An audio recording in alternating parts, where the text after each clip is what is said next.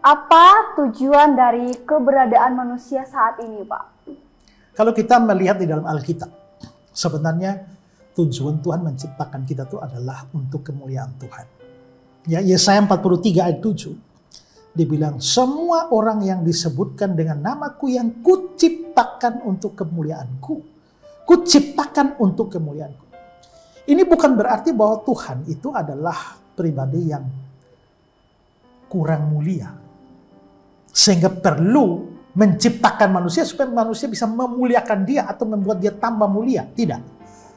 Ya, Tuhan itu adalah pribadi yang independen, yang tidak membutuhkan sesuatu di luar dirinya, atau dia tidak memerlukan apapun atau siapapun untuk menyumbang sesuatu seolah-olah dia kurang itu. Tidak. Jadi sebenarnya diciptakan untuk kemuliaan Tuhan itu bukan untuk menambah atau mendapatkan kemuliaan dari makhluk ciptaan, tapi untuk mendapatkan pengakuan dari makhluk ciptaan. Ya, pengakuan akan kemuliaan bukan demi dirinya sebenarnya, tapi demi manusia itu sendiri. Ya, jadi manusia diciptakan untuk kemuliaan Tuhan, tapi ya sayangnya adalah dosa terjadi. Ya, lalu seperti kata Roma 3 ya, bahwa semua manusia telah berdosa dan telah kehilangan kemuliaan Allah. Manusia itu diciptakan untuk kemuliaan Allah, tapi juga adalah gambaran kemuliaan Allah. Kemuliaan Allah dinyatakan di dalam diri manusia. Dan kata lain, kalau kita bisa lihat langit menceritakan kemuliaan Allah, cakrawala memberitakan perbuatan tangannya. Kita lihat langit saja kita bisa lihat kemuliaan Allah, apalagi lihat manusia. Lihat pohon saja, lihat bunga saja, betapa luar biasanya Tuhan, apalagi lihat manusia. Karena manusia itu adalah ciptaan, mahkota dari ciptaan Allah. Maka manusia sebenarnya adalah gambaran kemuliaan Allah. Dan manusia harus mengembalikan kemuliaan itu. Tapi sayangnya dosa merusak hal itu. Ya. Tapi setelah manusia ditebus oleh Tuhan, maka tujuan hidup yang baru itu harus ada. Tujuan hidup yang baru itu adalah, sekali lagi, kembali kepada fitrahnya, yaitu untuk kemuliaannya. 2 Korintus 5:15. Dan Kristus telah mati untuk semua orang, supaya mereka yang hidup tidak lagi hidup untuk diri sendiri, tetapi untuk Dia yang telah mati, telah dibangkitkan untuk mereka. Jadi setelah Kristus mati untuk kita, maka sekarang kita itu harus mau hidup untuk Dia. Paulus di dalam Filipi 1 ayat 20 bilang begini, sebab yang sangat kurindukan dan kuharapkan ialah aku dalam segala hal tidak akan beroleh malu, melainkan seperti sedia kala demikian pun sekarang. Kristus dengan nyata dimuliakan di dalam tubuhku, baik oleh hidupku maupun oleh matiku. Jadi hidup mati itu memuliakan Allah. Saya teringat ya, bahwa di Yohanes 21 pada waktu Yesus bercakap dengan Petrus, pada waktu engkau muda, engkau akan mengikat pinggangmu berjalan kemana saja engkau kendaki. Saat engkau tua, orang akan ikat engkau dan membawa engkau kemana engkau tidak sukai. Hal itu dinyatakan bagaimana Petrus akan mati dan memuliakan Allah. Berarti mati itu bisa memuliakan Allah. Ya. Jadi kalau sakit, hampir mati, silakan berdoa minta mujizat. Kalau terjadi mujizat, memuliakan Allah. Tapi ingat bahwa Allah tidak hanya bisa dimuliakan melalui kesembuhan, tapi bahkan tidak sembuh dan mati, nah itu bisa memuliakan Allah. Ya, kalau ini sudah sakit kanker, dalam nama Yesus sembuh. Memuliakan Allah, puji Tuhan. Tapi bagaimana kalau saya sakit kanker, tapi tidak sembuh, tapi tetap iman pada teguh. Orang-orang datang berkunjung, malah saya injili mereka. Sampai saya belum tutup mata untuk mati pun, masih kabarkan Injil. Wah, berarti saya mati dalam kemuliaan.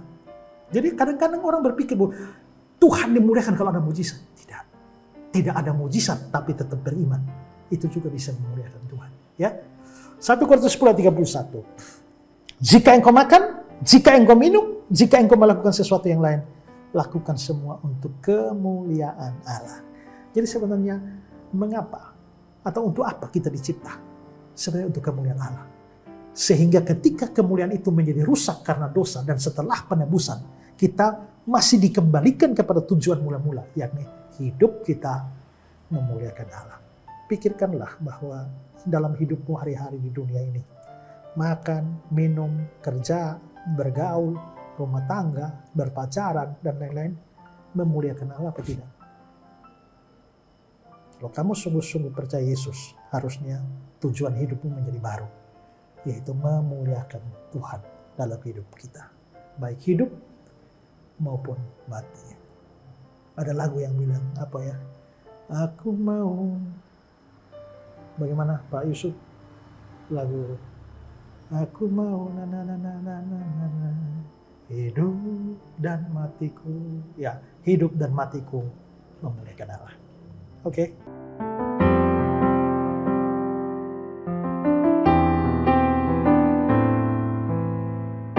Ya, baik saudara-saudara, saya mau menginformasikan kepada saudara bahwa pada tanggal 6 Oktober sampai 15 Oktober saya akan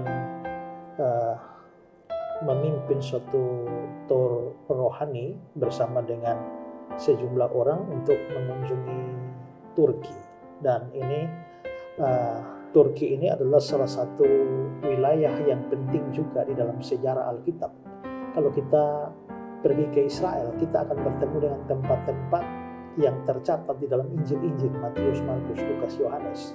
Tapi kalau kita ke Turki, kita akan mengunjungi wilayah-wilayah yang dibicarakan dalam kitab Kisah Para Rasul, ya, seperti Frigia, Pamfilia, ya, Antioquia, Kapadokia dan sebagainya. Nah, tanggal 6 sampai 15 Oktober ini saya akan pergi ke Turki. Nah, bagi saudara yang mau ikut tur ini bersama-sama untuk mengunjungi 7 jemaat di Asia Kecil yang dibicarakan di dalam Wahyu 2 dan 3, sekaligus juga kita ada bonus ke Kapadokia, ya.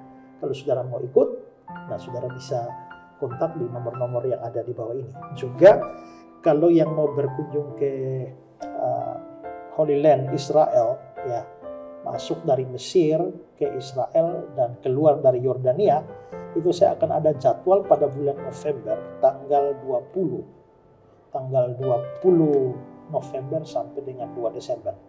Nah, kalau saudara mau ikut yang itu juga, saudara silakan kontak nomor yang ada di layar saudara ini.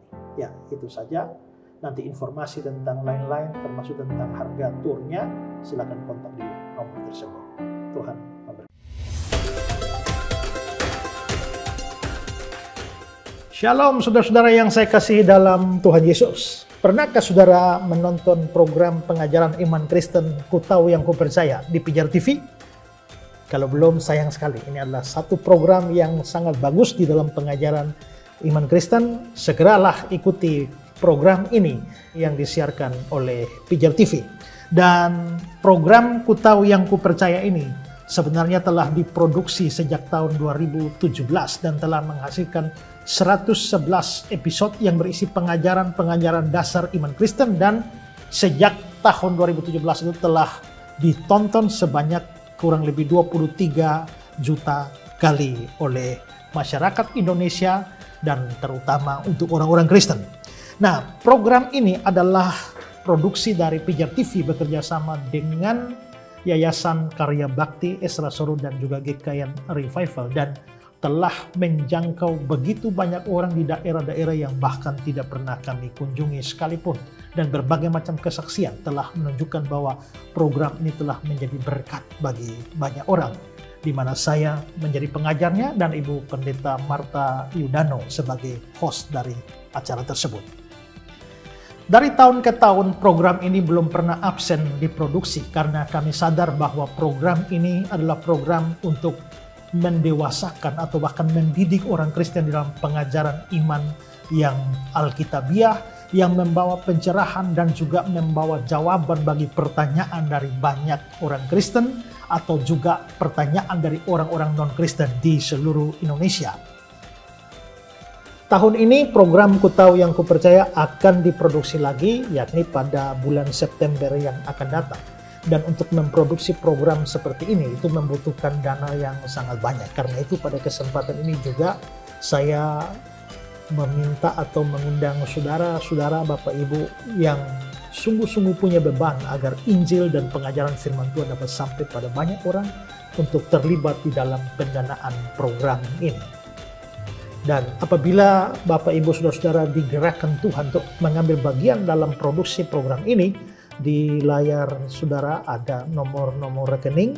Saudara dapat mentransfer persembahan saudara yang pada akhirnya akan dipakai untuk produksi program yang memberkati banyak orang ini. Dalam beberapa minggu ke depan kami juga akan mengadakan acara Q&A atau tanya jawab seputar iman Kristen, di mana saya akan menjawab pertanyaan saudara-saudara.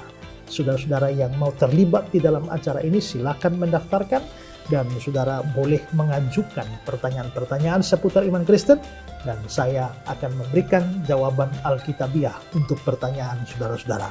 Dan akhirnya untuk dukungan setiap saudara bagi program ini, saya Pendeta Ezra Soru dan tim Pijar TV, tim GKIM Revival, tim Yayasan Karya Bakti Ezra Soru mengucapkan terima kasih, dan mari bergandengan tangan untuk pekerjaan Tuhan yang besar di Indonesia, bahkan di seluruh dunia.